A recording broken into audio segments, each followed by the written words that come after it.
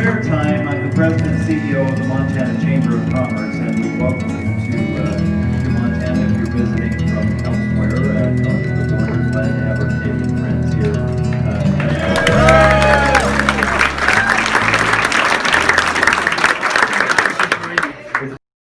Hello, my friends. Bonjour à tous. Welcome to the Hands Across Borders workshop on transboundary conservation. I thank the National Park Service, Parks Canada, Rotary International, Indigenous partners, and countless others for coming together to make this week's event a reality.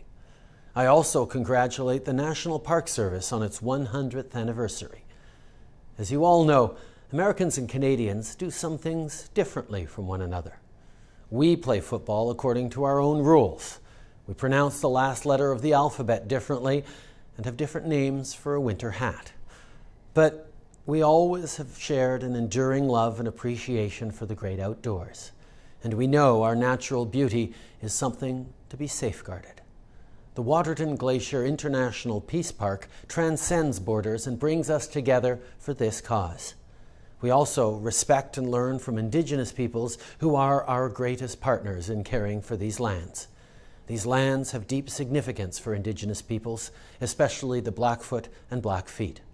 C'est un endroit extraordinaire qui permet à tout le monde de profiter de la nature et faire du plein air. Par-dessus tout, c'est un symbole de ce que nous pouvons accomplir si nous travaillons ensemble.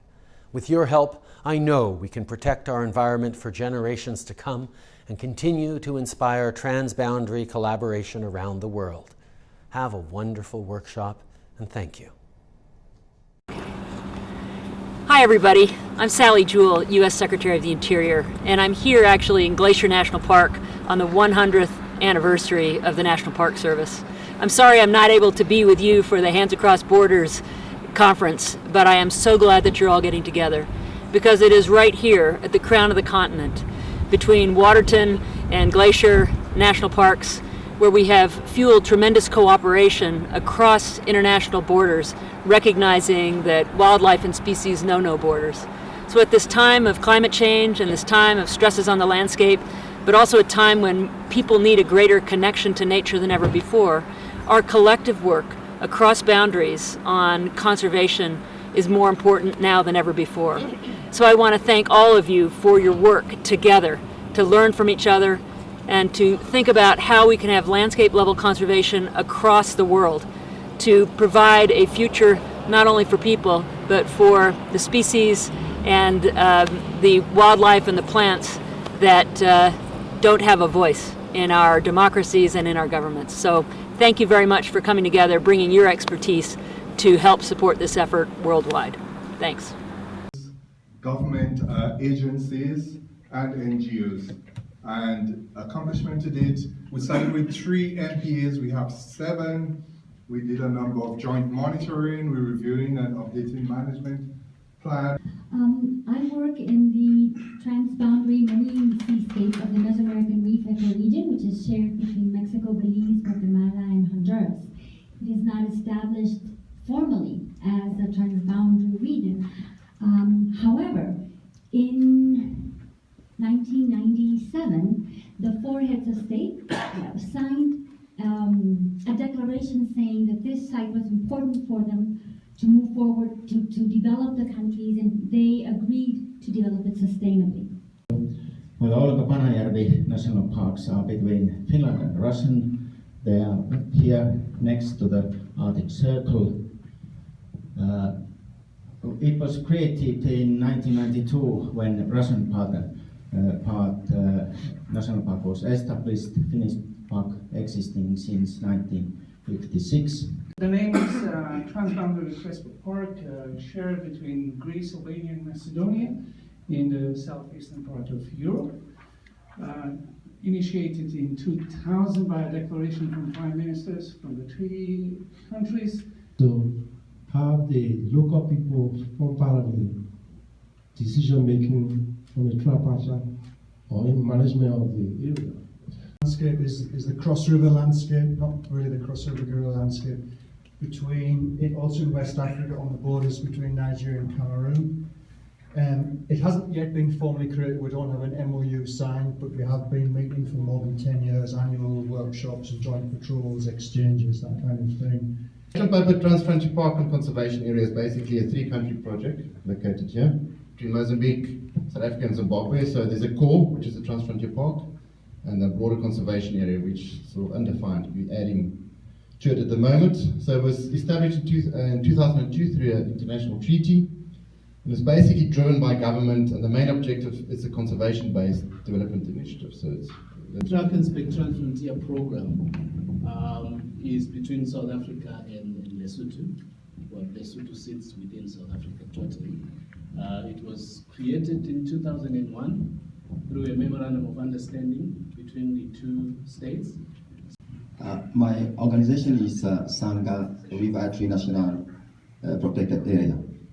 It was created in 2007, and it's a forest complex between Cameroon, Congo, and Central African Republic. Good afternoon, everyone. I come from Kabango, Zambezi Transfrontier Conservation Area, which is in Southern Africa, that biggest dot on the African map there. And it was created in 2011 through the signing of a treaty by the 5 heads of government and state. The primary objective is to manage shared resources jointly. And who is involved? It is the 5 governments, Angola, Botswana, Namibia, Zambia, and Zimbabwe. Predominantly 10 transfrontier conservation areas, of which there's 18 in Southern Africa. My colleagues have spoken about their respective areas. The other 7 areas are broad posters at the back there. I'm also the information management system manager. So online, peacebox.org, you'll find interactive media there that will tell you the big story about what it is. We're an NGO initiative, which is really quite unique, Palestinian, Jordanian, Israeli. Our transboundary landscape is the Jordan Valley, from the Sea of Galilee to the Dead Sea. And within that landscape, we're trying to create a peace park. Hopefully, the first peace park in the Middle East on the Jordan River between Israel and Jordan. As an initiative, but actually it's cooperation within the region that I represent. For the last 4 years, I've been serving in the World Commission on Protected Areas Steering Committee as a regional vice-chair for North Eurasia, which actually includes Russia and neighboring countries. And there are many transboundary protected areas at the border with China, Mongolia, Finland, Poland, and there are lots of challenges like all of you have. And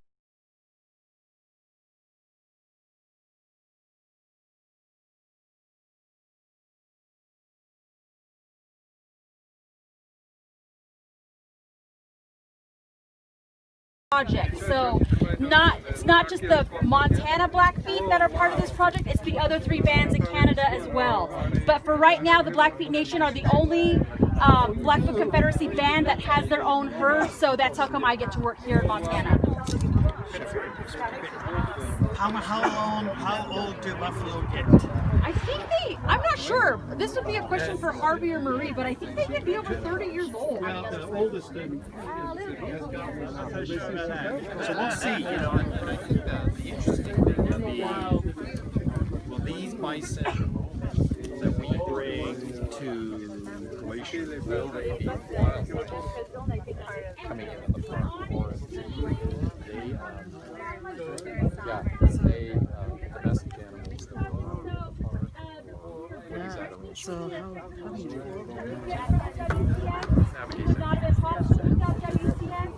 So this is Chief Donnie, so he can answer some of your questions as well. And to explain who I am with Wildlife Conservation Society, I'm the director of the Bison program for WCS. We have a program in North America with different initiatives of it. The American Bison Society initiative is really one of those that I direct. It's involving the conference we're going to have in Banff. It's more of a thinking and facilitating group to help people consider bison restoration.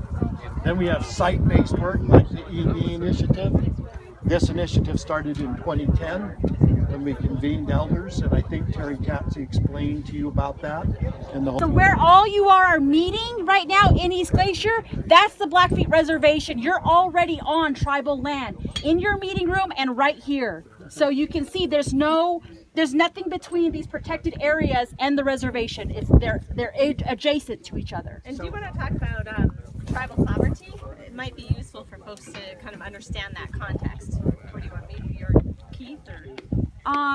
Just take a listen to NPR on the Dakota story. It was a tremendous story at Standing Rock. This is a sovereign nation. Yeah. We're standing on a sovereign nation, and it's quite different, I think, than a lot of indigenous groups around the world. And so they have government-to-government relations with the federal government. And although, depending on treaty rights, they interact with the law, like the Endangered Species Act and other laws, they have their own set of laws, and including their own wildlife department within the United States and within, in this case, the state of Montana.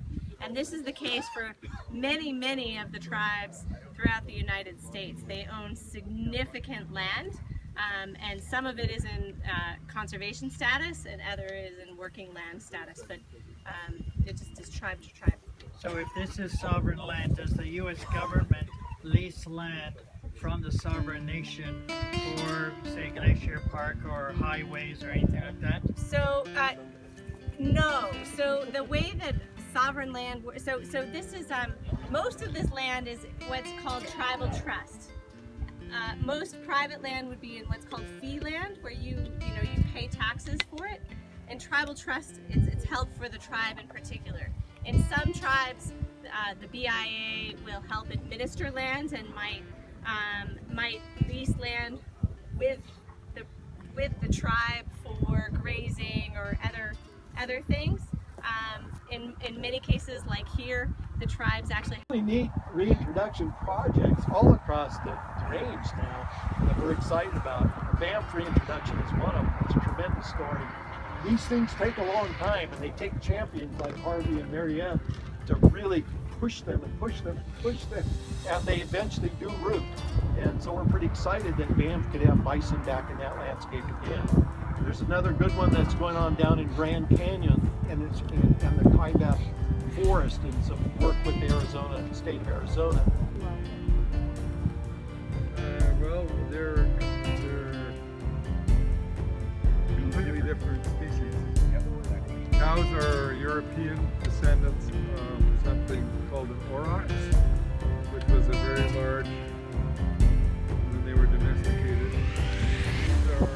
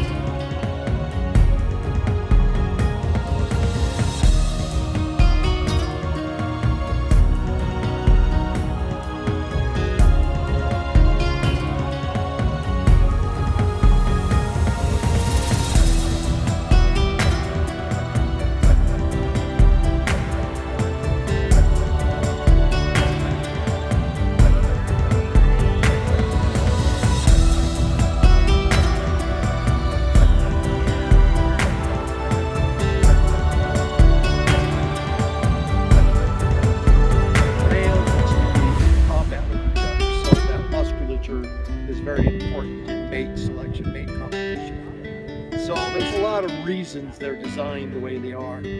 But one of the interesting things about buffalo in weather is they march into the storm. I come from an agriculture.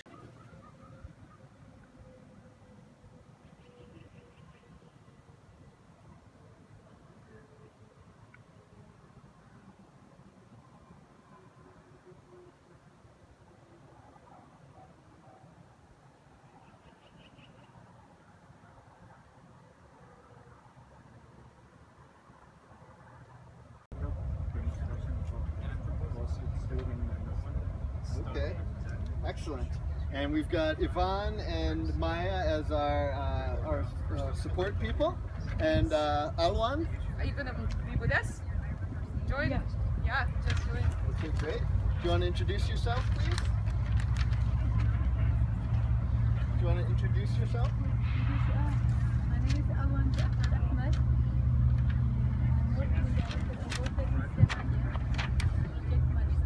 Excellent. So Alwan works in Iraq on water resource management in Suleimania. Okay, cool. So what we're going to focus on in this particular session is what was just outlined during Mike's presentation, is formal and informal governance mechanisms. And so now that we've gone around and we've realized that we've got representation here from almost every continent, we've got an opportunity to be able to look at how some of those different governance mechanisms manifest themselves in different political systems, different economic systems, different cultural circumstances, as well as their own local and regional context.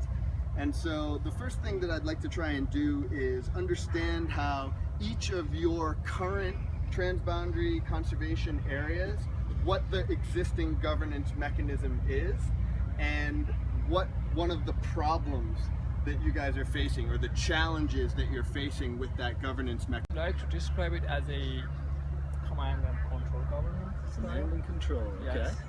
Or fortress government. Okay. Build that transboundary governance structure and that mechanism, and have identified the gaps in their structures. Good save, good save. Apparently I have a lot of pies. To a very robust approach, right? So the Peace Parks Foundation has been operating for over 2 decades now, and they have experience doing this in over 10 different transboundary conservation areas.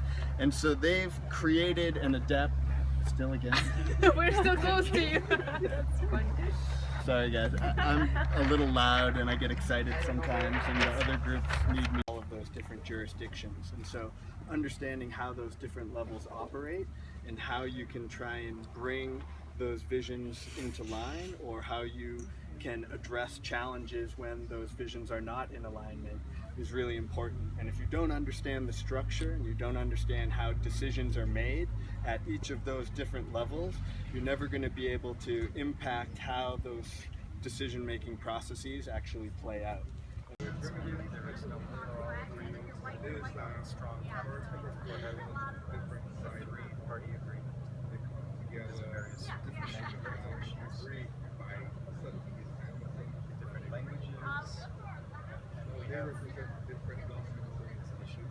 That annual meeting, we come up with a work plan. So to get the work plan accomplished, we set up new arrangements, using the skills that exist amongst the NPA.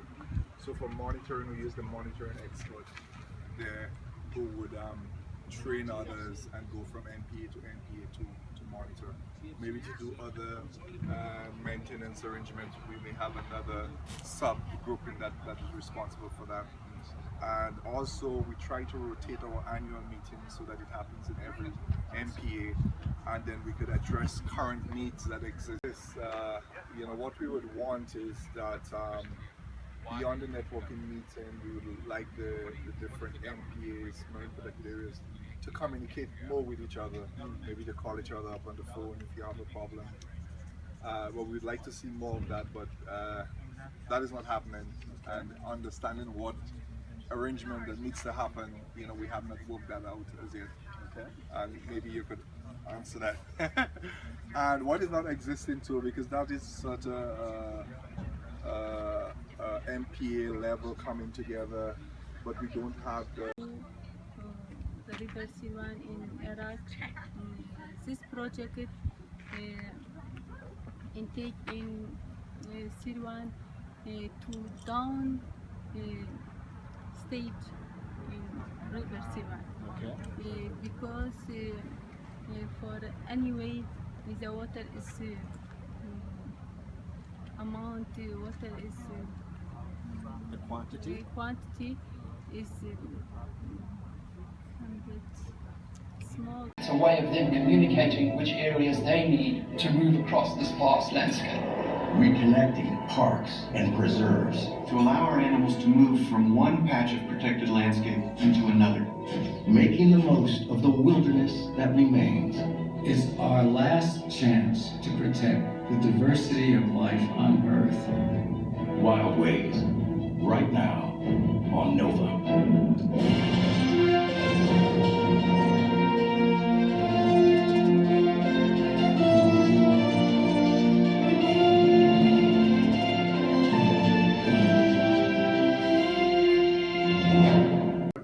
Montana. Okay. Nice to meet you. Nice to meet you.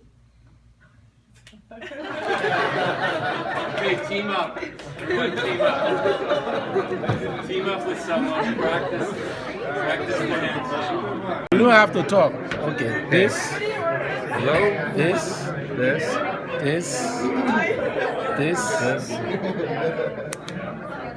You got it? Okay, I'm gonna try it again. Okay. This, it means what? Hello? Hello? Hello, how are you? This? What's your name? What's your name? My name is Roger. Roger? Where are you from? Texas? Then you call your name to me now. What's your name? Okay. I'm snapping. Yeah, that's snapping. Yeah. Okay. But you have to be very careful while you snap. You don't rush. You just need to get that sign. Yeah. You just need to get that sign. Yeah, okay. You got it? Got it. So you take your own time and you got it. How are you? I'm my board president and I, we signed the account. Okay. Yes, we have a investment committee. Okay. Yes. Yeah. But again, you're right, bringing it back to trust, right? You have to, and sometimes that takes a while to build that trust. You know, so if you're dealing with funding right away and you're like, well. Anyway, the fund must have been based somewhere. Yeah. It has to be based somewhere. Yeah. And with the situation in Central African Republic, you cannot just do it there. Okay. The civil war and political instability in it. Jen, one thing to note here too, for Donors from World Bank, USAID, Germans, AFD, which is the French. So they've started a similar thing, which is what they call MOSBIO Fund. So it's Mozambique Biodiversity Fund, and essentially what it means is it's quite a good model because previously you get all these donors involved and they've got the specific programs, a lot of overlap and wasteful spending or unnecessary spending. Now they've got one plan with one fund. And everyone puts their money in one kitty, and then they've got a unit that basically runs out with the consensus of all the donors. You know, and it gets stopped. It works on a 5-year basis. Every 5 years they reassess. There's new funding coming in, and then they roll it. And this is all just within Mozambique, though, right? Just it's not with Mozambique. transboundary. No, but a lot of the money gets spent on transboundary components. So some of the money will go to components in Mozambique. It's part of a broader transboundary. how long has that been going on? They've just started. They just started? Yeah. And what's it called? MOSBIO. Mozambique. It's MOSBIO, but it's Mozambique Biodiversity Fund. It's abbreviation is MOSBIO. Wow. But we've got different funding streams. So we've got 3 main components. The government spends money in these 3 components, mainly on infrastructure development. And then also, some technical expertise, for instance, gets used in from the agency gets used in the transboundary environments. And then we've got different sort of thematic spending. So for instance, on wildlife crime and rhino protection, there's a Buffett Foundation. How would you try to find strategies to become more diverse? So just not rely on the same ones. For our Don't put all your eggs in one I basket. said we are in talks with many other donors, like European Union. You still But needed, there are like, a lot of up to editors Dawson Pass and scenic all around the world. Yeah. Yes. Not just wife, right? Yep. Dixie? You can check Yeah, on Lynn internet, Dixon. editors on internet. And in A couple spots along the lake that will have another view further down. What does this wind mean? This is normal. Normal? It's always windy. Because the mountains are so close to the plain. And then, nice.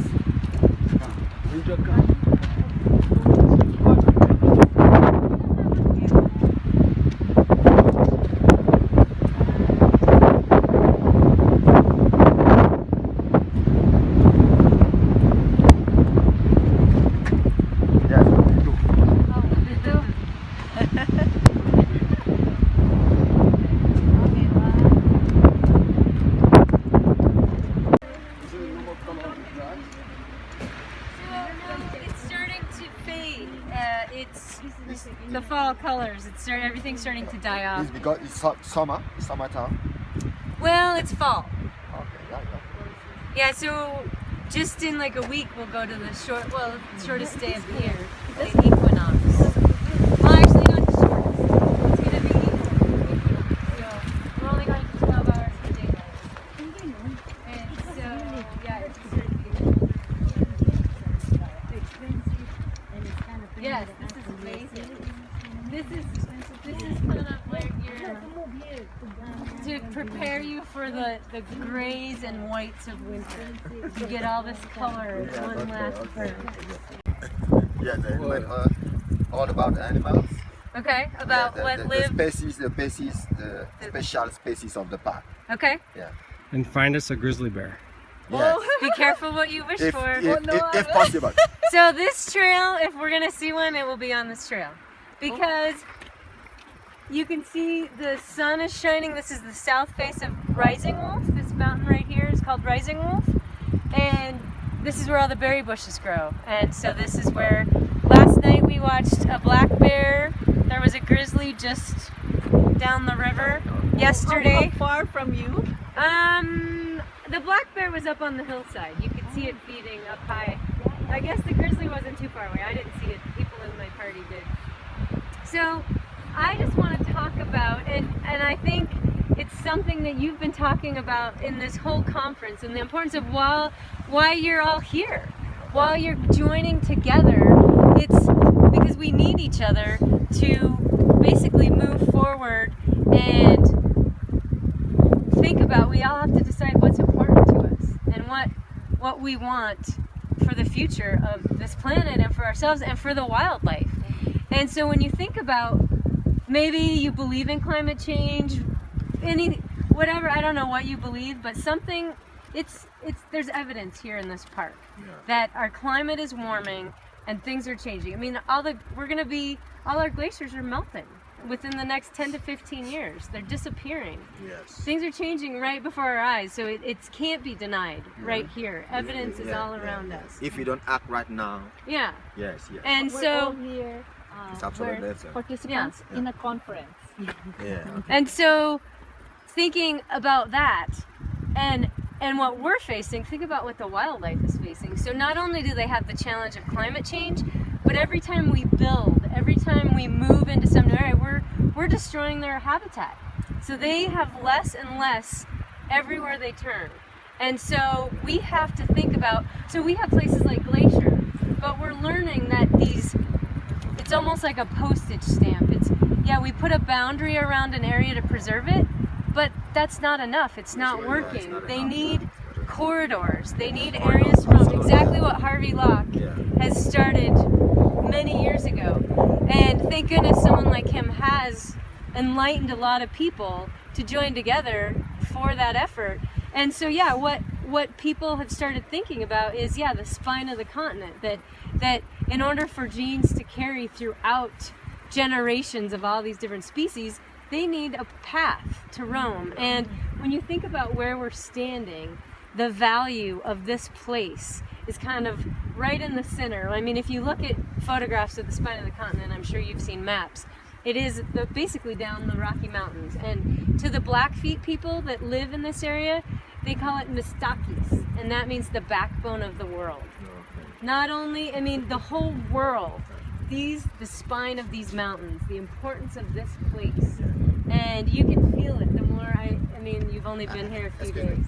It seems Glacier is the second biggest park in the United States after Yellowstone or the trail. No, I don't think Glacier is the second one. Okay. Well, Glacier is half the size of Yellowstone.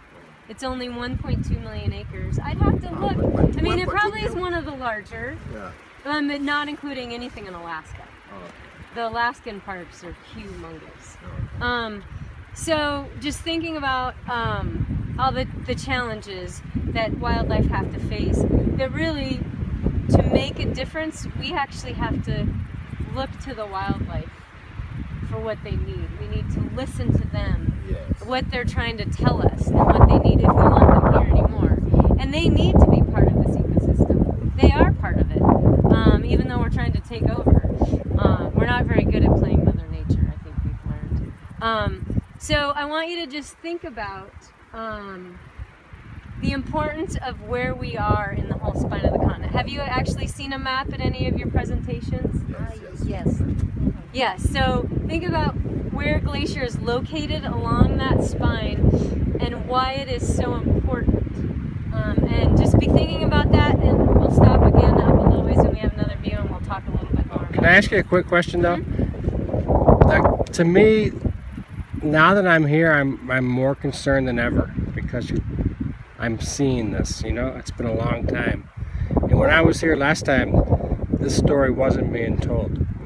So my question is there any organizations out there that are using Glacier as the story in Washington? Is there an organization that we could support that's actually going to Washington and lobbying Congress? That would be Jeff Mao. He would know. He has gone to global conferences, right? And Glacier is being used. It is. Yeah. The evidence is so huge. Yeah, I've heard a lot about it, but being here now makes it more he dramatic. Would probably, and I'm sure he'll be at dinner tonight. Yeah, I'm a Sierra Club member. I know Sierra Club does a lot, and I'm a member of some of these organizations like 350.org and others. But to me, I don't think most Americans realize how bad it is.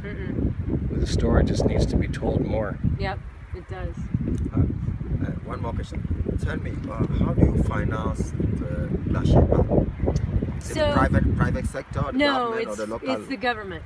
Okay. So it's the federal government. Federal government.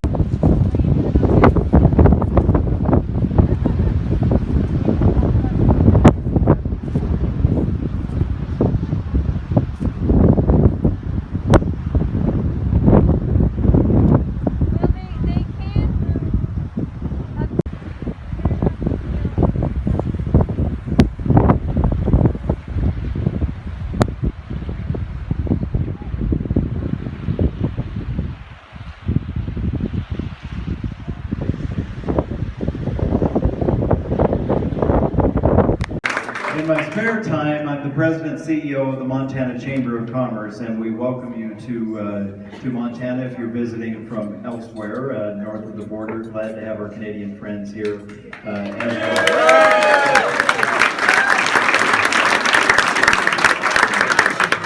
It's my pleasure to welcome all of you to the 84th Rotary Peace Park Celebration.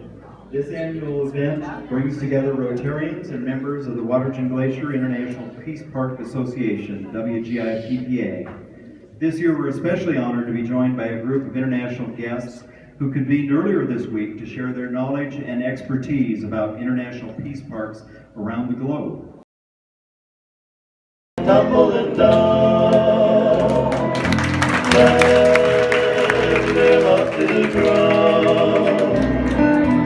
Only but three of them come, drifting along with a tumble and tumbleweed. There's the pastor behind, go where they go but I'll find, just where the trail will wind, drifting along with a tumble and tumbleweed. I know when night is gone, that a new world born at dawn. I'll keep rolling along. Deep in my heart is a song. Here on the range I belong, drifting along with the tumble and tumbleweed.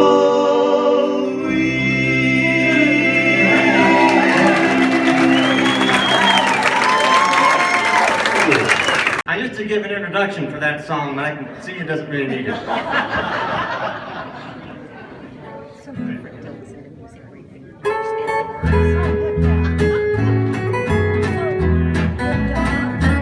When my blue moon turns to gold again, when the rainbow turns to clouds away.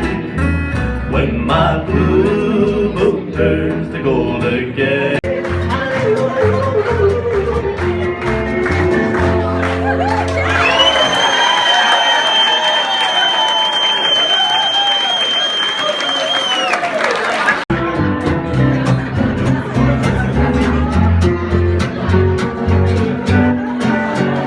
You are my sunshine, my only sunshine. You make me happy when skies are gray. You'll never know, dear, how much I love you. Please don't take my sunshine away. The other night, dear, as I lay sleeping, I dreamed I held you in my arms. When I awoke, dear, I was mistaken. So I hung my head and cried. You are my sunshine, my only sunshine. You make me happy when skies are gray. You'll never know, dear, how much I love you. Please don't take my sunshine away.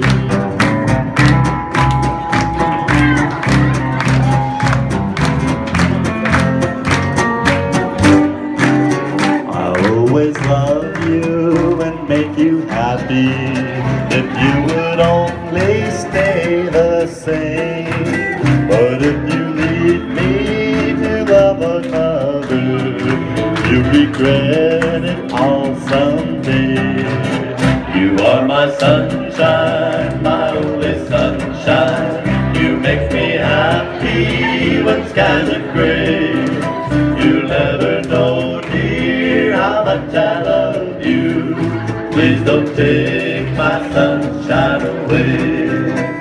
Please don't take my sunshine away. So at this point, you know, I'm going to introduce our speakers, and what I'd ask Maja Vasilijevic to come up here first. Hopefully I got that right. Maja is from Croatia, but she is the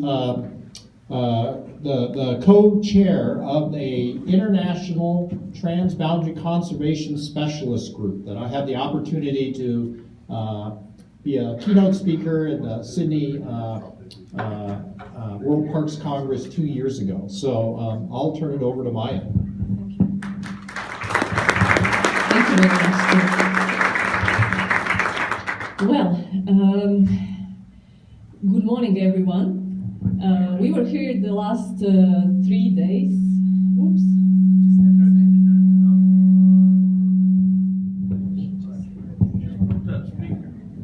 Just to stay here. Okay. Sorry about this. So we had a wonderful workshop in the last 3 days where we gathered transboundary conservation practitioners from all over the world who had the chance to discuss critical issues in their parks, in their protected areas, transboundary conservation areas and peace parks, and where we extracted parts of a very important publication that we did at IUCN, published in 2015, and hopefully convey the message to these practitioners.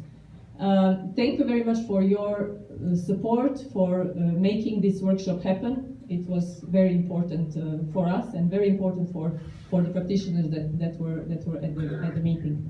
So I'm going to talk briefly about global trends in transboundary conservation, but first of all, to say that Transboundary Conservation Specialist Group is part of IUCN. It's the International Union for Conservation of Nature, part of its World Commission on Protected Areas. We are a voluntary network of more than 260 members, and we have members from different sectors, from protected areas, NGOs, international organizations, donor agencies, whoever, academia, whoever is interested in transboundary conservation, in planning, management, or donating to it. So this is our mission. I will just read it.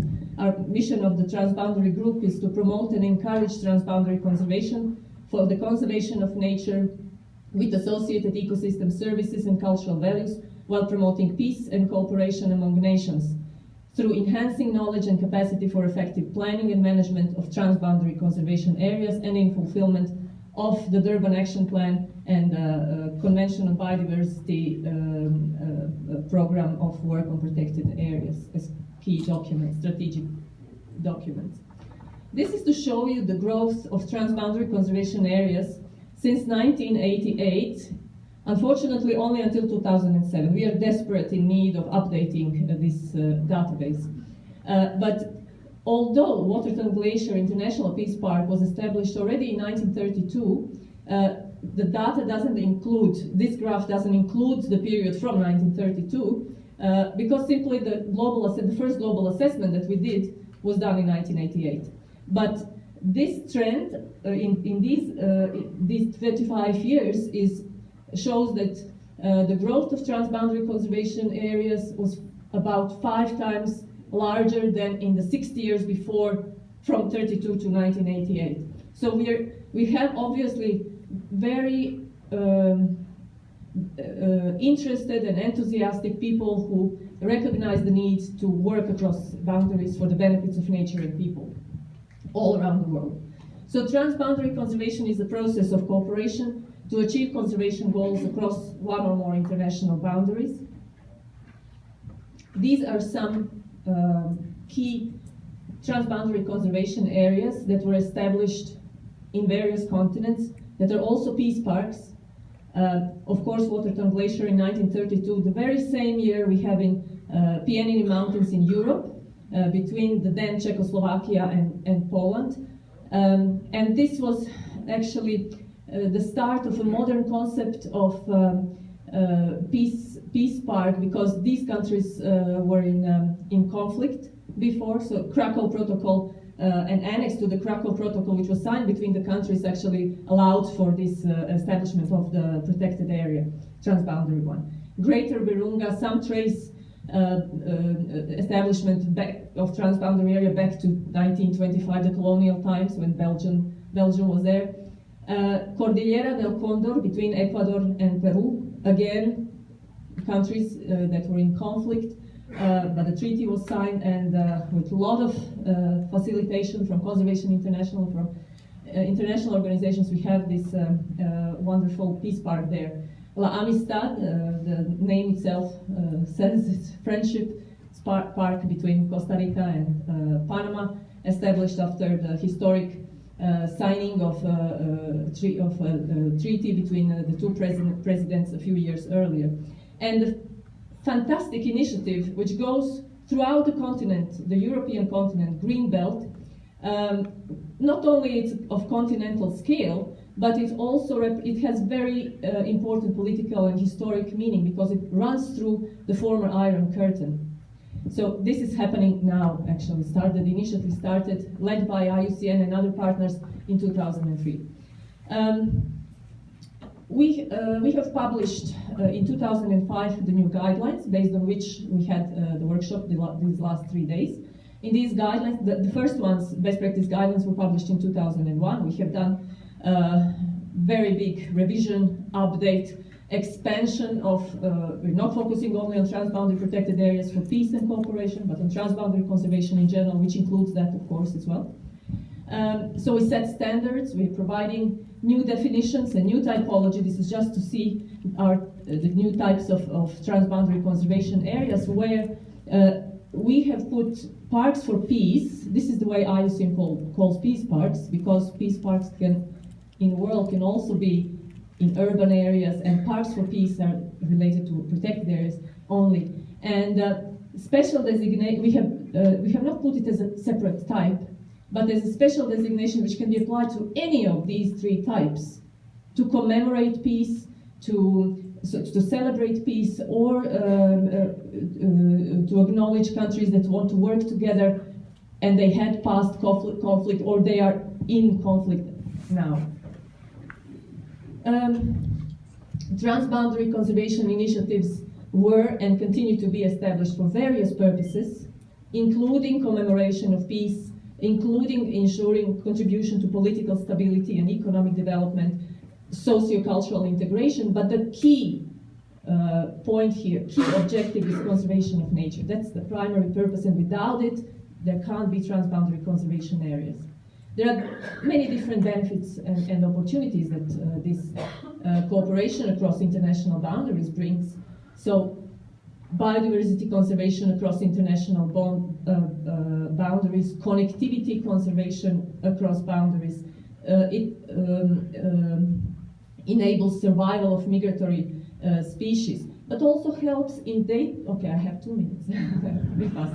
It helps in day-to-day management, practical planning of initiatives, and it's also entry point for discussion of countries to build friendship and trust and building good political relations, but also relations between local communities and at local level.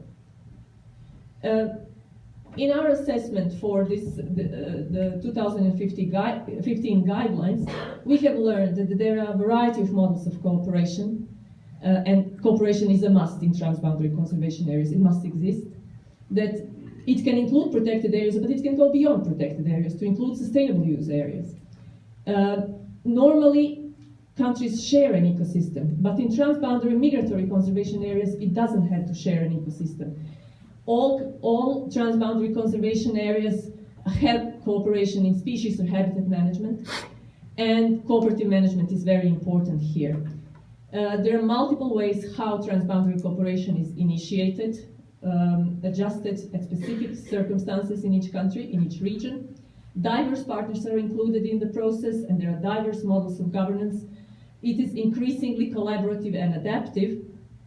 It can go from legal agreements to informal cooperation, and political support can certainly help enhance transboundary cooperation, although it can start from the bottom up, from the local level. Of course, there's a role of transboundary conservation in conflict mitigation. This is where Parks for Peace are included. And this is just, I'm not going to read it, just a call to action to work at global level. We need to further strengthen knowledge and information on transboundary conservation areas, and we as a group have the role to provide the technical guidance for successful implementation of these initiatives and to further contribute to capacity development and organize more international workshops such as the one that we had these last days. Thank you very much.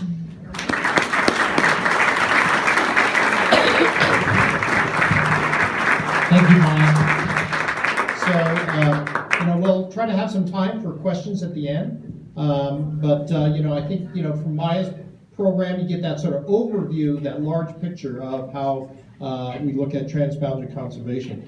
Now I'd like to introduce Kevin Zunkel, who is the other co-chair of the Transboundary Specialist Group, but I think he's going to bring us to a little more focus on, something I think really that exemplifies where the Waters and Glacier Peace Park really got applied in a really focused way elsewhere in the world.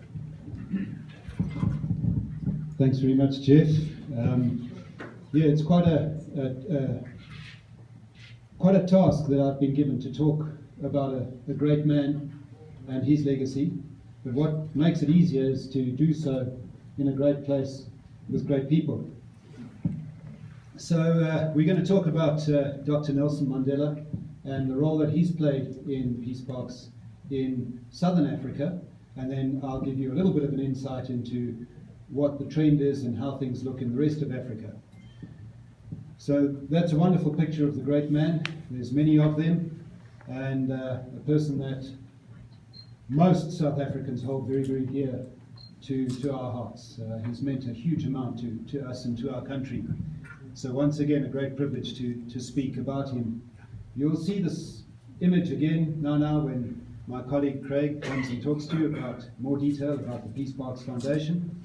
But just some history, so that in 1997 there was a discussion between Dr. Mandela and Anton Rupert, a very wealthy businessman in South Africa who had the idea and the wherewithal to speak to Dr. Mandela about the idea of cooperation around Southern Africa. And with that sort of sway, we're able to bring in some interest from Europe in the form of Prince Bernhard from the Netherlands. And in 1997, the Peace Parks Foundation was established. And that's an image of the first Chief Executive Officer of the Peace Parks Foundation, Professor Willem van Riet, together with Dr. Anton Rupert and Dr. Nelson Mandela. And some of you probably might not be able to see, but at the bottom here is the vision of the Peace Parks Foundation, and that is linking protected areas and ecosystems across international borders in order to create jobs, to conserve biodiversity, and promote regional peace and stability. Quite multifaceted, and Maja touched on it very briefly, but there are a suite of other benefits that come from transboundary cooperation. The Peace Parks Foundation's focus from the beginning has been to work very closely within a regional context. And in Southern Africa, we have 12 countries that work cooperatively, the Southern African Development Community. And it is really the legacy, I believe, that Dr. Mandela has left behind is the facilitating role that he played in getting his counterparts in those countries to come along with the idea of transboundary conservation. And all of them became patrons of the Peace Parks Foundation. And I'll show you now how entrenched transboundary conservation has become within the thinking in SADC. Just an anecdote, this image here is of the official opening of the Great Limpopo Transfrontier Park between South Africa and Mozambique and Zimbabwe, the Kruger National Park in South Africa, the Limpopo National Park in Mozambique. And at this time, Dr. Mandela was quoted as saying that by dropping the fences and allowing excess elephant to move across into the Limpopo National Park, that was the bride price that he was paying for Graça Machel, who he married, who was a Mozambican. In South Africa, it's an entrenched culture. We call it labola. The man has to play with cattle, so that's the bride price. Dr. Mandela paid with elephants. As I said, he was instrumental in securing support to the heads of state for the 12 countries in SADC. And that's just an image of the draw card that he was, that managed to help peace parks to establish themselves. This is a grant of 4 million euros that he's there receiving on behalf of the Peace Parks Foundation. So quite a significant draw card. The SADC Protocol on Wildlife Conservation and Law Enforcement was brought into being in 1999, and that within that protocol was entrenched the concept of transboundary conservation. Within the Southern African context, we refer to it as transfrontier conservation. It's exactly the same thing, just slightly different terminology. And the rationale behind it was that it was recognized as a mechanism that could realize regional growth and local prosperity for local communities. In 2002, the SADC Ministers of Tourism initiated a feasibility study focused on looking within the region as a whole as to where transboundary conservation initiatives could best be initiated. And today, SADC has 18 transfrontier conservation areas in differing stages of establishment and management. And I believe Craig will talk a little bit more about those in a bit more detail. There's a formal network of transfrontier conservation practitioners that exists within SADC, and they meet regularly to share experiences and lessons and help each other out. They have a portal that they can use to communicate with each other, and they also have a best practice guideline. Interestingly enough, while Maja and myself and others were working on the IUCN guideline, I was commissioned to write the guideline for SADC. So that was really great opportunity to produce those two products in parallel. Some geography very quickly. Am I doing all right time-wise? So the SADC region, the 12 countries in the SADC region, and the color coding here is the 4 transboundary initiatives that have treaties in place. and the II Richtersveld between South Africa and Namibia, the Kalahari Transfrontier Park between Botswana and South Africa, the Great Limpopo Transfrontier Park, South Africa, Mozambique, Zimbabwe, and then this big chunk of land here, which is the Kavango Zambezi Transfrontier Conservation Area, which is one of the more recent ones. It has a treaty in place, and it has quite a long way to go. For those of you who see the Wild Ways movie, I think it's been screened this evening. This afternoon, you'll see this initiative featured there. But besides the size of that initiative, the complexities are that there are 5 countries involved: Angola, Botswana, Zimbabwe, Zambia, and Namibia. So it's a really big challenge, but really, really exciting. There's a lot that can come out of that. I won't go into the rest of them, and you'll see this map again in a little while. And just to quickly have a look at the rest of Africa, and incidentally, if one looked at the participants that were here for the workshop over the last couple of days, the majority were from Africa. So if that's an indication of the trend of transboundary initiatives in the world, Africa's doing okay. A lot of these initiatives are central, sort of tropical Africa, a lot of them focused on gorillas and the great apes. And this is the cross-river gorilla landscape focusing on a particular species. The Greater Virunga Transboundary Collaboration, which has already been mentioned by Maja. The Sangha River Trinational Protected Area down here in the corner, you can see where it is between Cameroon, the African Republic, Central African Republic, and the Congo. The Great Mount Nimba Massive Landscape, there it is there between the Ivory Coast, Guinea, and Liberia. And then one that I've had the privilege very recently to begin working on, we've completed a joint management plan between Ethiopia and this tiny little country of Djibouti, which is sort of protects the entrance to the Gulf, and it's in the arid ecosystems of Ethiopia and Djibouti, 1.5 million hectares. Really exciting to be involved with that. And just to reiterate that the focus of transboundary conservation in Africa is maintaining and restoring ecosystems so that they are better able to function and deliver ecosystem goods and services that support the resilience of local communities, broader society, and economies as a whole. Good? Done.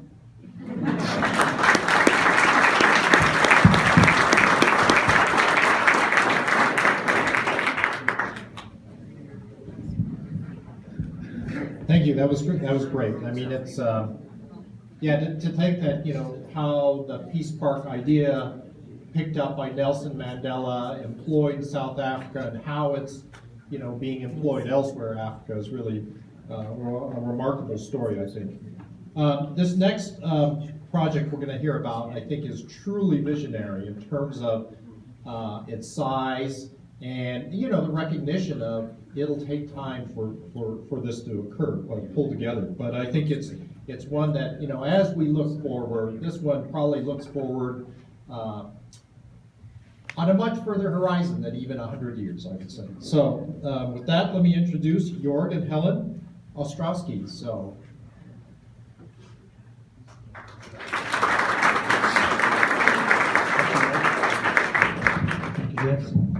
Okay, my name is Jörg Ostrowski, and together with my wife Helen, we initiated this project in 2013. We had a fellowship from the University of Calgary. It was a fellowship in research for global community with the Consortium for Peace Studies. So this is a vision, it is a proposal. It has actually started in one country with a memorandum of understanding. We are basically self-funding it at this point. And one of the, maybe I could have the next slide, please. One of the ones that we will be looking at, one of the international peace parks that we proposed is on the Iraqi and Iranian border. We have a proposal, next slide please, basically spanning between Istanbul and Beijing. So we've got 14-piece region, the Caucasus, the Middle East, Central Asia, and China and Mongolia. And basically what we're trying to do is we're trying to rebuild the Silk Road one caravanserai at a time between Istanbul and Beijing to be able to restore, regenerate the ancient Silk Road into a new Marco Polo heritage trail. So, next slide please. Okay, so the different regions. So the border between Turkey and Armenia, as you know, is closed. There's been a war between Azerbaijan and Armenia. So there's one proposal for a peace park with Russia, Georgia, and Azerbaijan. Another one between Turkey and Armenia. Another one between Azerbaijan, Armenia, and Iran. In this area here, there's one between Iraq over here, Iran over here, the Mesopotamian Marsh, which we'll be elaborating in a minute. And then there's other ones along the Silk this way. Next, please. Okay, these two are the ones we'll focus on. The Uras River Peace Proposal. Basically what we're trying to do is replicate what we see here. There's 5 designations, and because this is the first international peace park and UN Biosphere Reserve and UNESCO World Heritage Site and a national park, such a wonderful idea is what we want to export to countries in need. And this would be, if we can get one of these started, it'll be the first one between Istanbul and Beijing. The other one is, I mentioned Mesopotamian Marsh. This is number 6. Next, please. Okay, Azerbaijan is over here, Armenia is in the middle, Nakhchivan or West Azerbaijan is over here, Iran is down here. This is the river that is the border that is common to them. The Silk Road is common to all of these countries and can bind their future together. So this is an area of hostility, so we have worked out a phasing program filling in some of the natural areas that have not been protected. So it's very little real estate, very little investment to make a lot of progress. There's also historic sites that have been indicated here, some caravans, Next, please. Okay, so Iraq over here, Iran over here. This is the Mesopotamian Marsh International Peace Park proposal. About 40% of this is still dry like this. It used to be all wetlands, very beautiful bird sanctuary, things of this sort, but it was dry for a number of different reasons, political reasons, and a war between 1980 and 1988 where 1 million people died, where Iraq attacked Iran on this side, right through this area here. Sandstorms, this is all desert up here. Major problem. Next slide, please. So, in 2010, 1,000 people died because of sandstorms. And they had about 8,000 people going to the hospital. Schools were closed, things of this sort. And we believe that these people living in these marshes are actually part of the solution to be able to green the desert. Next, please. So our proposal involves the architectural design, regional planning for the preservation, the restoration, regeneration, and revitalization of an ancient living community, a conservative lifestyle in balance with nature, the vernacular architecture known by architects and historians throughout the world, the reed buildings of the Marsh Arabs, as you can see right here, in a unique 64,100 hectare setting of Hor al-Azim Marsh, the Iranian part of the 2 million hectare Mesopotamian Marsh that has a 5,000 to 7,000 year heritage, both Sumerian and Babylonian, in an ecosystem devastated by war and drought that is the filter of an extensive watershed, Turkey, Syria, Iraq, Iran, for millennia, all in a former war zone with about 250 to 500,000 refugees. Next, please.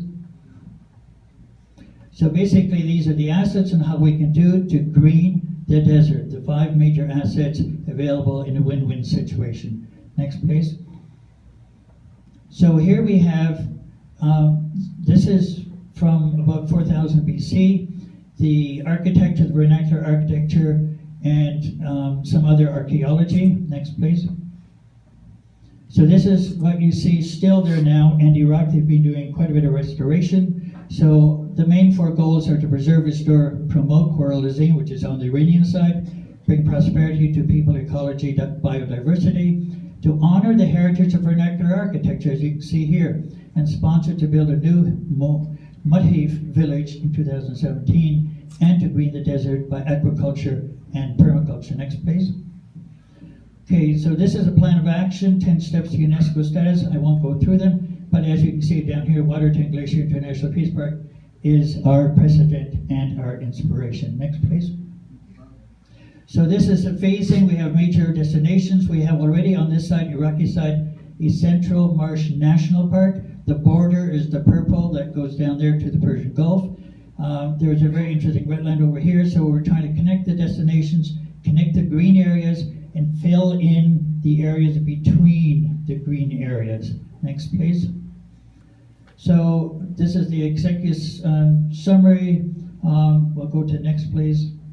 So this is sort of like a Venice, but it's all vernacular. These are, after 38 years of professional architectural design and planning in the green buildings and sustainable development field, including projects like Harbourfront in Toronto, these are some of the lowest ecological impact buildings in the world. There's no metal, there's no glass, it's totally in harmony with nature. And so if you wish to assist this project in some way with contacts, any kind of funding, travel expenses, economics, or promotion, we would be very grateful. Next, please. So there's a brochure available, there's posters that are available. Next, please. So this is what it might look like at some point from what is available in Iran at the moment. Next, please. These are our clients. We are doing it for future generations so they can enjoy what we enjoy today. Thank you.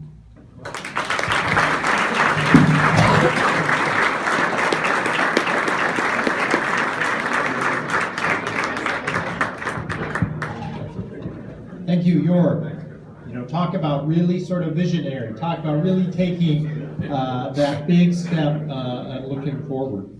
Our next speaker is going to be a little bit more focused on sort of, you know, Canada, the U.S., Mexico, North American continent. You know, where are we? And, you know, certainly, you know, the U.S. and Canada, this long-standing international peace park. But Rick and his colleagues have been working very hard on that similar relationship with Mexico and the United States. Rick. Thank you. First of all, I'd like to greet all of you from El Paso, Texas, 1,000 miles south of here, and the West El Paso Rotary Club. I've been a Rotarian most of my adult life, and I'm so happy to finally make it to this assembly, which I first learned about back in the 1990s from Rotarian Glenn Coulter sitting up in the front, who is from the clubs in Alberta. So we're renewing our friendship after all these years. He used to come down and meet with us when we were first working on this effort. So it's been so great to be here at this assembly and to have this opportunity to talk to you about this land alongside Old Mexico, a land of open spaces where the cactus like to grow. They've given a name for a curve in the land, a wild old river called the Rio Grande. It's called Big Bend, the Texas jewel, land of the sun. And I've been fascinated by this land since 1975 when I moved down to Big Bend from New York, where I grew up, and I attended school at Sorrel State University. And one of the main reasons why I moved to Texas was because of this frog here. I was so fascinated by the spadefoot toad, because when I learned it was living down there and its life history, I just wanted to see one. And this toad is one of our fascinating Chihuahuan desert animals. It spends 99% of its life underground. just waiting for it to rain. And some years it might not rain. Can you imagine sleeping 99% of your life and all of a sudden you get to come out when it rains? We have the smallest owl in the world, the elf owl. The Chihuahuan Desert is one of the most biodiverse regions in the world. The cotton rat, the yellow-nosed cotton rat, and the alligator lizard, a lizard that has a prehensile tail, a relic species from the time when the desert wasn't a desert and was covered with forest. All kinds of cactus, an epicenter for cactus, over 350 species, the greatest concentration of cactus species in the world for any desert. So the story goes like this. When I was a park ranger in Big Bend National Park, every morning I would walk from my house to park headquarters and I'd look up at these mountains. These are the Sierra del Carmens across from Big Bend. They rise up to 10,000 feet and there's a forest of Douglas fir up there and ponderosa pine. And I always wondered, what's over there? But there was no road. There was no way for me to get there. So from 1975 to 1988, when I was working there, I just wondered. But then one day, the governor of Coahuila invited the park superintendent and his staff to go up there with him to see the area. And when I saw the area, I said, oh my God, it's even more beautiful than this Big Bend National Park that I've grown to love. And then I found out that the original proposal for Big Bend National Park, look at this newspaper from 1938, was for it to be an international park. And I go, oh my God, I have to do something. I have to help make this happen. So finally I said, you know, I have to leave my land, Big Bend, my wonderful home, and go to a place where I could maybe connect with more people, because it's kind of hard to lead an effort to create an international park if you live 100 miles from the nearest town. So in 1992, I moved to Carlsbad, New Mexico, and I joined Rotary the second time. And I became president of the club, and I found out that Rotarians actually helped to make this international park. And I was in Rotary, and I said, why don't we do it? And then I also found out years later that it was a Rotarian in 1934 that wrote the first letter to the Secretary of the Interior proposing an international park. So one of the best kept secrets about the Big Bend International Park is that, number one, it was started by a Rotarian. And thousands of Rotarians over the years have worked on this project from all across Texas, New Mexico, and of course, with the help of folks up here in Montana and Alberta. So I started working on it in 1997, and that's when I met Glenn Coulter, and he came down for one of our meetings and our celebrations. And ever since then, I've been working with National Park Service, Rotary International, the Sierra Club, Forgotten Frontiers, and now I have my employer, the El Paso Zoo, helping, and the city of El Paso, and so we're starting a whole new movement. We had a movement going in the 1990s. Unfortunately, because of 9/11, a lot of the momentum we had just came to an end. But with President Obama meeting with the President of Mexico in 2008, we started to get involved again. Now, I have a really cool story to tell you about the Mexican black bear, another secret. Besides the fact that Rotary was involved and that half of Big Bend is still missing, it's never been completed. This bear here, when I started working in Big Bend in 1975, had gone extinct. They were only found in Mexico. But thanks to the protected areas in Mexico, the bear has returned to Big Bend, just like the wolf returned to Glacier by coming from Canada.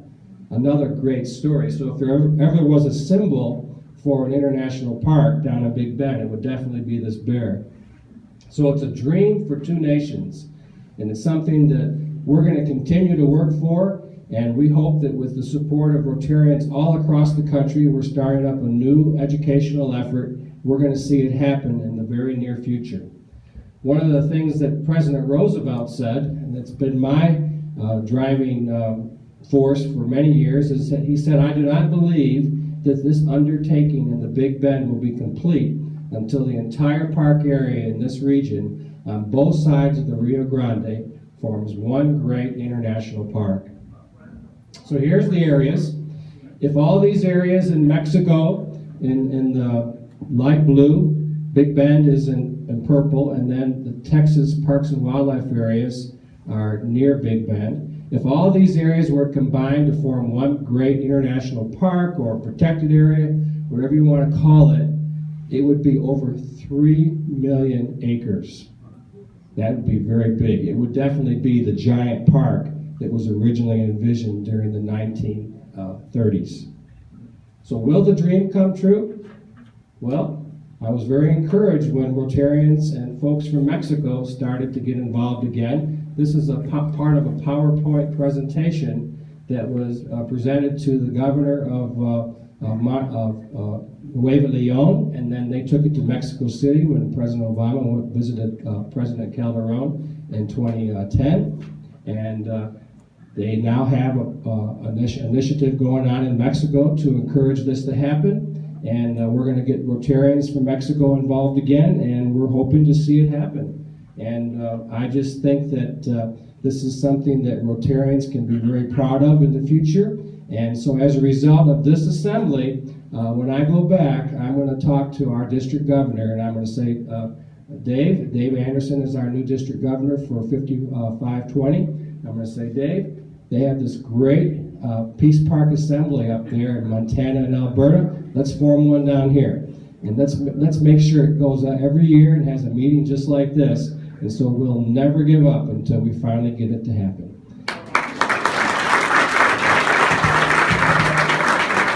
So we'll have time for more questions about it later. I want to just give the rest of my time, my minute, to someone else.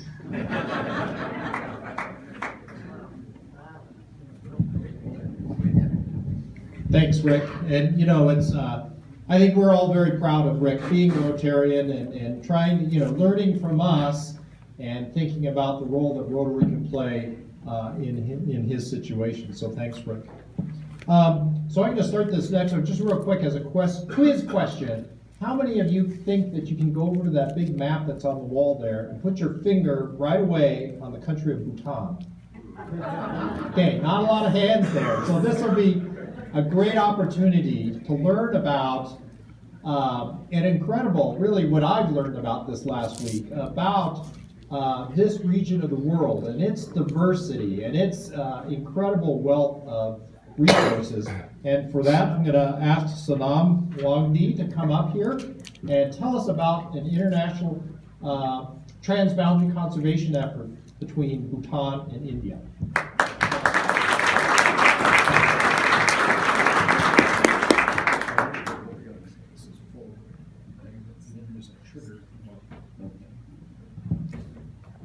Thank you. A very good morning to all of you. And first of all, I would like to thank all the Rotarians out here for hosting me out for this event. I'm very grateful, and it's a pleasure speaking to you all, presenting Bhutan and its conservation works. My name is Sona Wongdi. I work for the Species Conservation and Monitoring section of the Department of Forest and Park Services. So out here, I would be called as a park ranger, right? And just to set the context, because just as Jeff did, I didn't see many hands going up when he asked if you could just point where Bhutan is. So interacting with you all last night also, I found most of you all don't have the idea where Bhutan is. Bhutan is a small country sandwiched between China and India in the Himalayas, with a population of 0.7 million within an area of 38,400 square kilometers. So it's a very small country sandwiched between the two giants. And Bhutan has 72% forest cover, and a very unique thing that our constitution mandates that this forest cover be maintained at 60% for all times to come. And Bhutan has set aside more than half of our country as protected areas under the systems of national parks, wildlife sanctuaries, and strict nature reserves. And the most unique thing Bhutan is known globally is the philosophy of gross national happiness. It measures economic development in terms of happiness. So when we say that, how do we go about it? It is balancing economic development with social development, environmental conservation, cultural preservation, all within the framework of good governance. In all, I would say GNH is based on the belief that since happiness is the ultimate desire of every human, the ultimate purpose of development should be to create the enabling conditions for happiness. Is that right? Yes, I'm happy to know that. And it is a very young democracy. Our democracy started in the year 2008, and it was forced upon us by the king. Till then, it was a monarchy. We the people of Bhutan didn't want democracy, and it was forced onto us by our king, saying that you should now become a democratic country. And the constitution says it actually empowers the king to, it actually empowers the citizens to impeach the king if required. And he made it a point that it should be reflected in the constitution, that if the king does something wrong, he should be impeached by the king. I mean, by the people. And most interesting is, another interesting thing is, Bhutan is a carbon negative country. The forest cover, the 72% forest cover that we have in Bhutan sequesters 3 times more carbon than what we emit. So it is a carbon negative country. I have been asked to speak a little bit about the transboundary conservation area, so I'll be going straight to our protected area system. Like I said in my earlier slide, Bhutan has more than 50% of our country under the protected areas system. It is a network of national parks, wildlife sanctuaries, nature reserves, all interconnected by the systems of biological corridor. So this is how it looks on the map. All those colorful spaces are the national parks and the wildlife sanctuaries, and these are the biological corridors actually that interconnects all the national parks, giving complete freedom to wildlife to roam all around the country. And these are some pictures that I would like to show very quickly. This is one of the national parks down south. So Bhutan, the elevation of Bhutan starts from somewhere around 100, less than 100, and it goes all the way up to 7,700 meters above sea level. And this is one of the parks, Royal Manas National Park down south.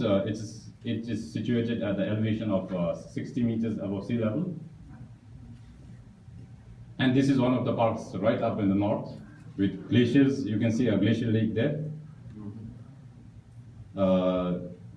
So this is an alpine system. So our national parks system actually covers all the ecosystems starting right from the subtropical areas and going up right to the alpine areas. Just to say a brief story on this tiger. This tiger was recorded in one of our camera traps right down south in the subtropical areas at the elevation of about 90 meters above sea level. And very interestingly, we captured the same tiger right up in the north. So this actually proves that our biological corridors are actually functioning, that parks are all interconnected. So parks down there in the south is actually being connected by the biological corridors up there in the north. So this tiger can roam freely. So this is a happy tiger. Not only the people in Bhutan are happy, even the wildlife, they are happy. So this is the country of gross national happiness.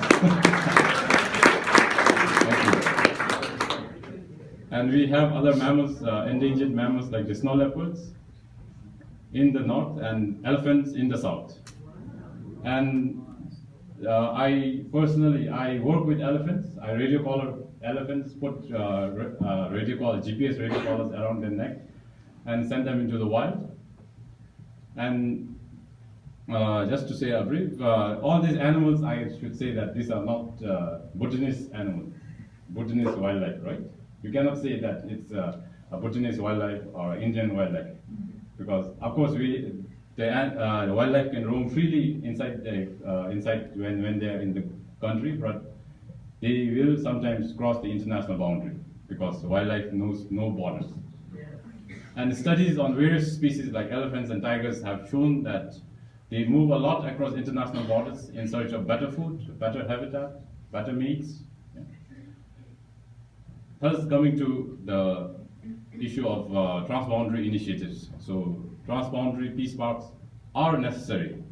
And we have two ongoing initiatives at a very early stage. One is the Transboundary Manas Conservation Area that connects two protected areas between India and Bhutan. Other one is the Kanchenjunga Landscape and Development Initiative that connects Bhutan, India, and Nepal. So these are the current two ongoing initiatives that we have in Bhutan. And these are some pictures that that is me beneath the elephant, putting radio collars around the elephant, and some more pictures putting radio collars. And these are the results of radio collars. So it clearly says that wildlife knows no borders.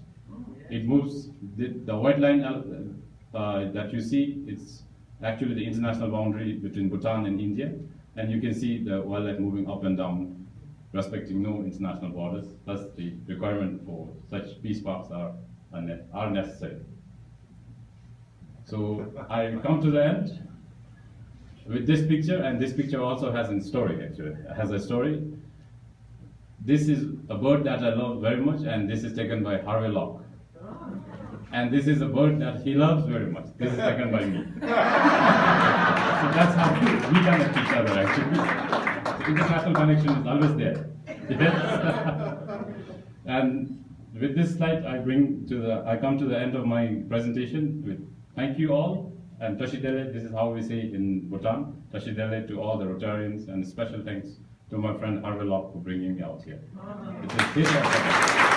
Thank you very much.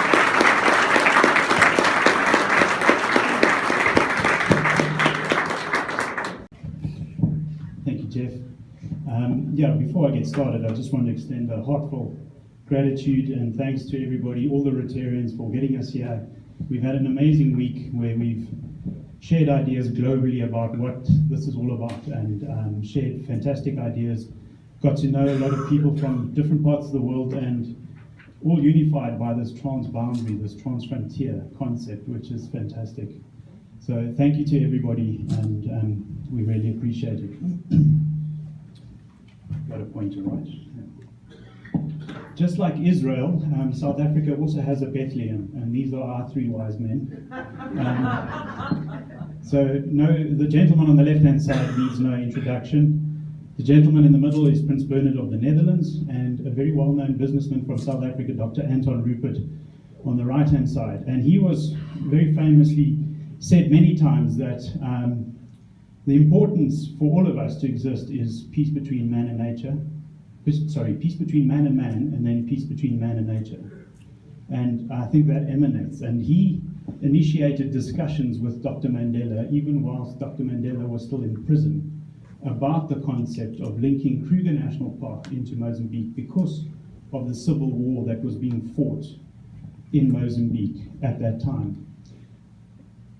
Especially, not that these, I don't want to highlight these two countries, but especially the fact that there were civil wars between Mozambique, or in Mozambique and in Angola.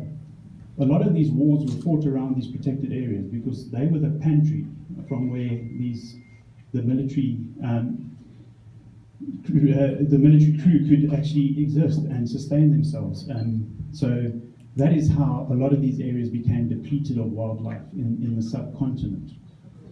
Another famous saying by Dr. Anton Rupert is that conservation without money is just conversation. And he looked at establishing a Club 21 fund together with these two gentlemen for the Peace Parks Foundation to establish themselves and to exist out of that capital fund, so that all fundraising efforts and fund donor efforts that were put out there as fund development would be secured solely for projects on the ground. and to have that work in our benefit for what comes ahead. I've only got this slide, to be honest, and it tells a wonderful story. So those of you who don't know the subcontinent of Southern Africa very well, it's about a third of the size of North America. And these are the projects that Kevin thankfully and wonderfully introduced for me early on today in terms of our involvement. So unlike my colleagues that have presented today and that we've engaged with this week, is that our foundation facilitates the process of all of these transfrontier conservation areas in Southern Africa. So our endeavors are across international boundaries in this Southern African development community. Our role is never to manage these areas. Our role is a conduit of funds, but primarily a facilitatory role to feed information and knowledge and data and engaging these countries to collaborate across this concept of transboundary conservation. So I'm going to spend the rest of my time just introducing some of these parks, and this is where you're going to hear the wonderful South African accent come forward. This is known between Namibia and South Africa, the I-Ice Richtersveld Transfrontier Conservation Area. It's also a World Heritage Site, which is a cultural World Heritage Site of the Nama people. And these people were moving through the landscape all their lives, and they know no boundary across the Orange River. So they've explored the northern parts of South Africa into the vast desert plains of Namibia. And the other significant thing about this is that there's a very young botanist, Pieter van Wyk, who recently started working in this area, but grew up in this area. In the last 5 years, he's discovered 15 new plant species in the Richtersveld National Park, which is hugely significant. So it has a botanical component and it has a cultural component. The next on the slideshow is Galagadi Transfrontier Park, nice word to pronounce.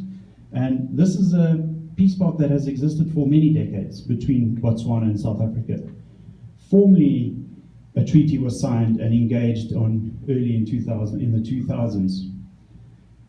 The tourism component of this very isolated, remote area of the semi-desert allows for tourism activity to take place across international boundaries without passport control.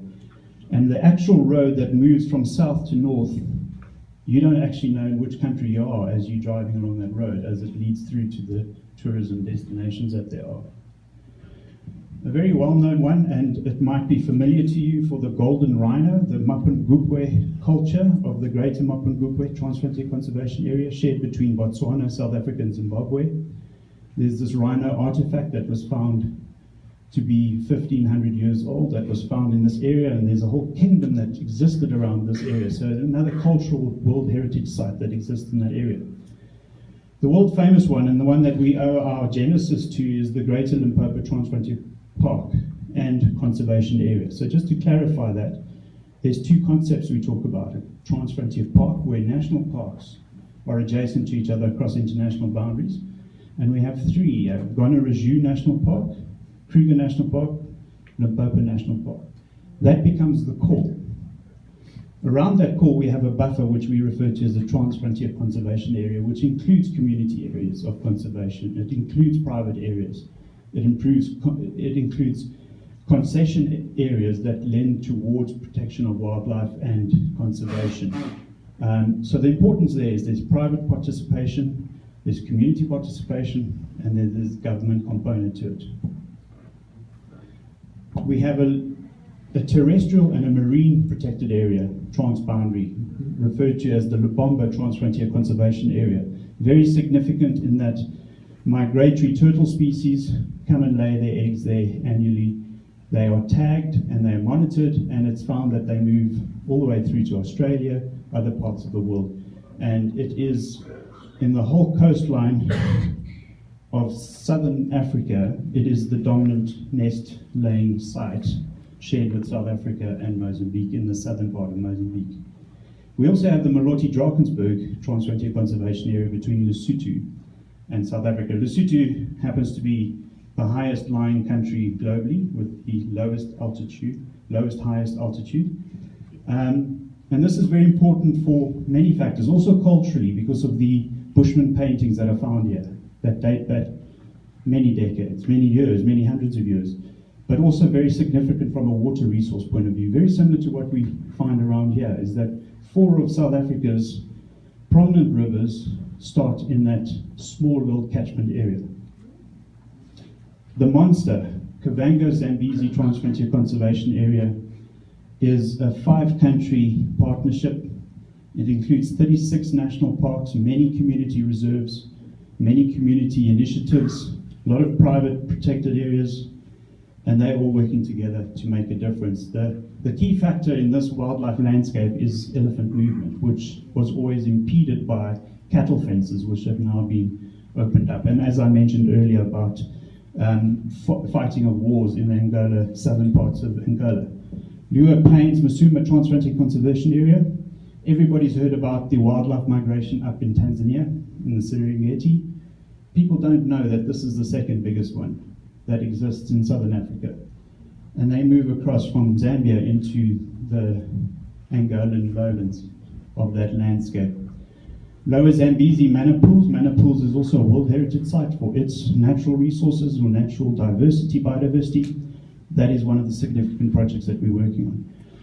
And then lastly, the Malawi-Zambia Transfrontier Conservation Area. Very significant in that it's a high altitude park. It has something like 30 odd species of orchid, ground orchid that grow there, and many rare species such as a roan antelope, which have been depleted or diminished dramatically in southern parts of Africa, dominate that landscape up there. So I've been told to keep quiet. I'm just going to close off by again thanking everybody for the opportunity to be here, to share these stories that we have had, the commonalities that we have, and then obviously sharing challenges and how to find resolves for those. So thank you very much. Thank you, Craig. You know, and as Craig described, some of those areas that, you know, are sort of at the core are 2 national parks or multiple national parks, but around them are this combination of conservation or communities involved in conservation, very similar to what we have at the crown of the continent. And I'd just like to point out at the back, standing there, is Kim Davitt, who is chairs the Crown Roundtable, which is this organization that looks at, you know, issues, works across transboundary at the issues, and really seeks in this area we call Crown of the Continent, that works on conservation, community, and Kim, shout it out. Cultural, sorry, yeah, thank you. So sorry about that. But anyway, so we're going to pull it in even further back here, and I'm going to ask Harvey Locke to come up here to speak to kind of where we're headed with this. You know, I've had a lot of questions about, you know, where are bison headed, but I think more importantly is to think about, you know, what bison means in sort of a more of a cultural sense, and sort of how our indigenous cultures on both sides of the border have come to this sort of recognition and this interest in working together on the idea of bison. Harvey.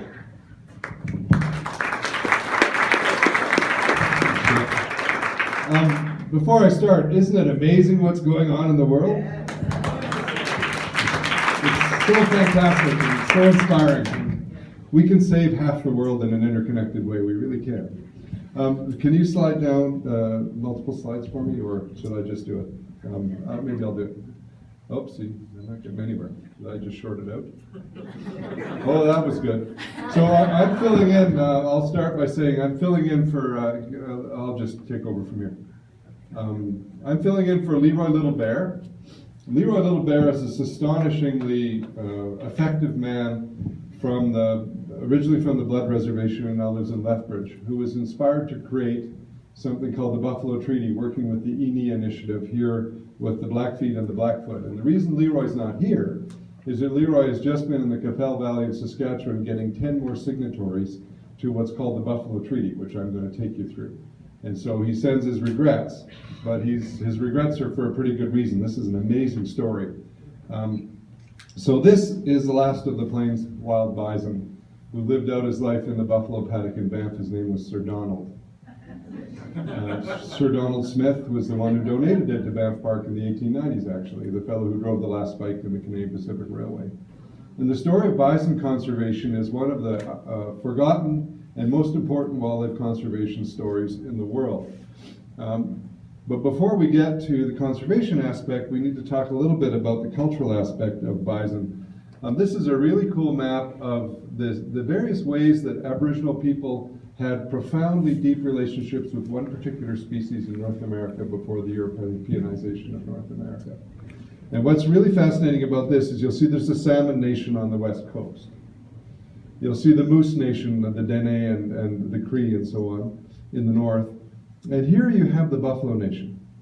And the Buffalo Nation is this profound relationship between that particular animal and Aboriginal people of the Great Plains. In the world, the best known relationship between North American Indians and an animal, of course, is the buffalo and the Indian. But the importance of this is that the buffalo wasn't just an animal. It was a spiritual animal. It was a teacher. I've heard it described by one Stoney chief as their Walmart and their church. So it's impossible to overestimate the significance of the buffalo to Plains Nations people.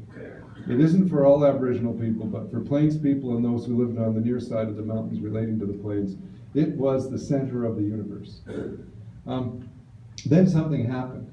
This is an interesting painting called American Progress, which was in a guide about how to go west.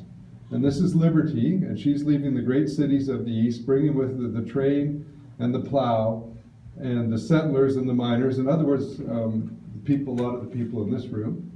If you made her slightly more rotund and a little bit less happy looking, that would be Queen Victoria.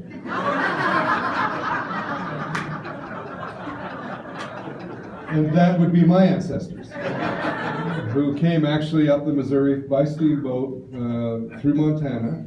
They were the first white folks in southern Alberta. And on my great-grandmother's steamboat, they had to stop for 7 hours below Fort Benton for a buffalo herd to cross. That's how many animals there were. There were somewhere between 30 and 50 million bison on the Great Plains. But what we thought at the time was, well, better to get rid of the wild things like wolves, bison, and Indians, confine them and bring in progress. Well, we all know that we need to fix that. That wasn't quite fair or quite right. And the centerpiece of fixing that is to bring back the buffalo. This is a booklet called The Last of the Buffalo, which was the story of how Plains bison were saved from extinction. We were down to 64 animals from many million, down to 64, and 6 of them were rounded up, not far from here, by a Kootenai Salish man named Latatitsa, with the permission of the Salish people. He was a Salish Pend Oreille person, and he was given permission by his tribe to bring some buffalo back when they saw that the buffalo numbers were plummeting. And they brought them back and took them around to the Flathead Reservation. And from that grew the most important bison herd in the world, wild bison herd, which became known as the Pablo Allard herd through a series of transactions. That herd, interestingly, was broken up when the Kootenai Salish Reservation was broken up and had to find a buyer. And the buyer turned out to be the government of Canada. And so this is a wonderful graphic by a man named Bob Skase showing where those 64 animals went around North America to form the nucleus of wild bison herds. And it's a fascinating story. And here's the roundup into the Pablo Allard herd, and then that herd was bought by Canada and taken up to Elk Island Park and to Banff National Park. And that herd is disease-free, purebred Plains bison. You might remember that there were people who tried to make cattle and so on, so a lot of bison genes have cattle in them, but these ones don't. And they sort of start here, and they rotate through the Flathead Valley, and then they get up to Elk Island and to Banff. This is actually a photo from the roundup of that bison herd in 1909, taken by Norman Luxon. And we will release a book at the American Bison Society meeting in 2 weeks of these historic photographs and the story of the bison. It's called The Last of the Buffalo, Return to the Wild. So watch for that. It'll be available after September 26th. But what's really cool about this is about 10 years ago, starting with the Blackfoot and the Blackfeet people, there began a conversation about let's bring the buffalo no longer in danger of extinction. There are about 10,000 plains bison in conservation status and another 500,000 that are on meat ranches. I love the taste of buffalo and eat a lot of it.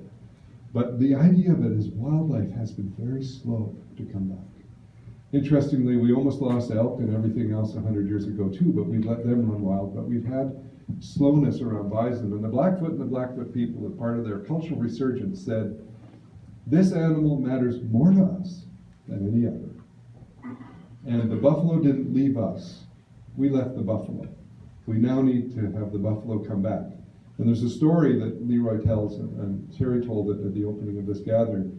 There was a meeting of Blackfoot elders, and they left one chair vacant. And they said, that's the buffalo's chair. And the buffalo is asking us, I didn't leave you, you left me. If I come back, what will you do for me to make me comfortable? And it's a really, really interesting way to think about the story. So they developed what they called the E-knee initiative, which means E-knee is buffalo or bison, interchangeable words, in Blackfoot. And that E-knee initiative was about bringing back the buffalo for cultural, social, spiritual, health, and ecological reasons. This integrated basket of reasons. Why health? Aboriginal people are very susceptible to diabetes. If they eat lean bison, they're very healthy.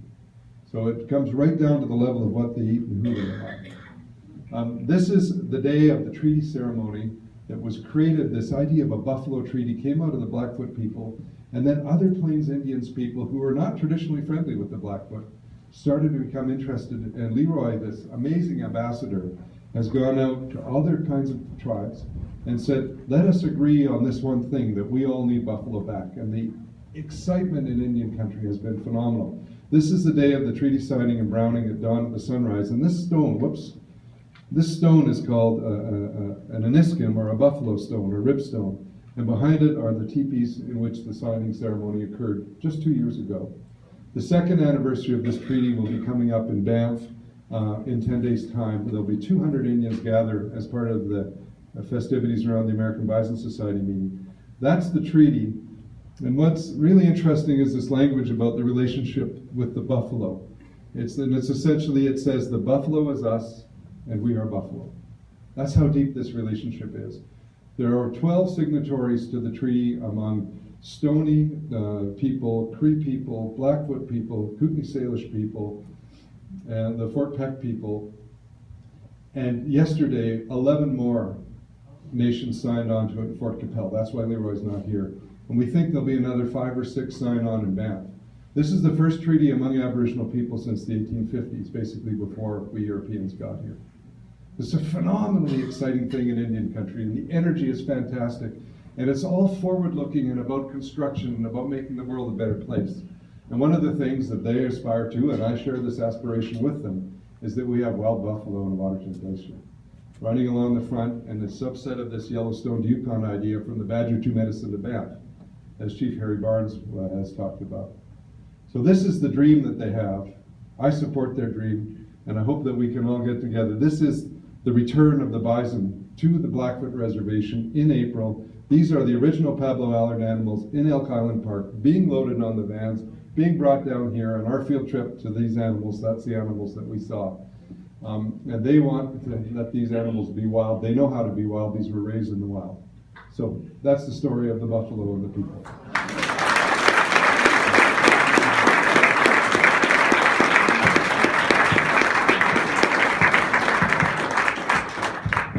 Thanks, Harvey.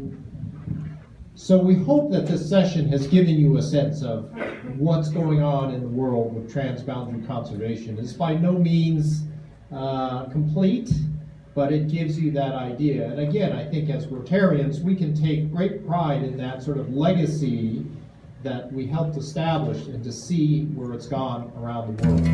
And I think right now what I'd like to do is ask all the presenters to come up and open up an opportunity for questions and discussion.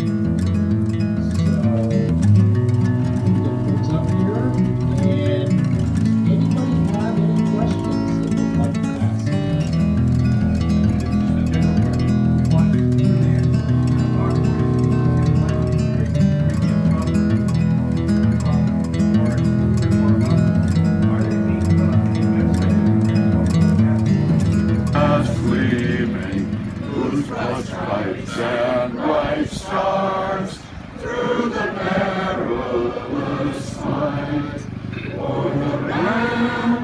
we watched were so gallantly streaming, and the rocket's red glare, the bombs bursting in air, gave proof to the night that our flag was still there. The truth was strong and green, from far and wide, oh Canada, we stand on guard for thee. Hey, hey, yeah, yeah, yeah, yeah, hey, yeah, hey, hey, yeah, yeah, way, hey, yeah, yeah, hey, yeah, oh. In the name of God, we will not take up arms against each other. We will work for peace, maintain liberty, strive for freedom, and demand equal opportunities for all mankind. May the long-existing peace between our two nations stimulate other peoples to We thank you,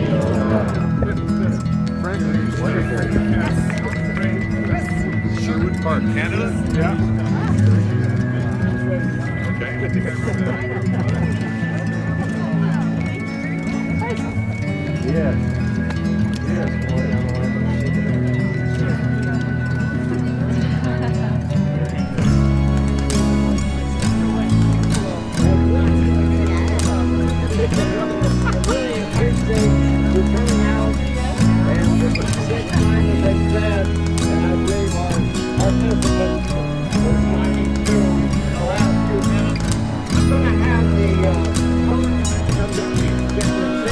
If you want to take pictures of us, appreciate it. Have a safe trip home. We'll see you next year, and maybe we can do it at this site again. Thank you.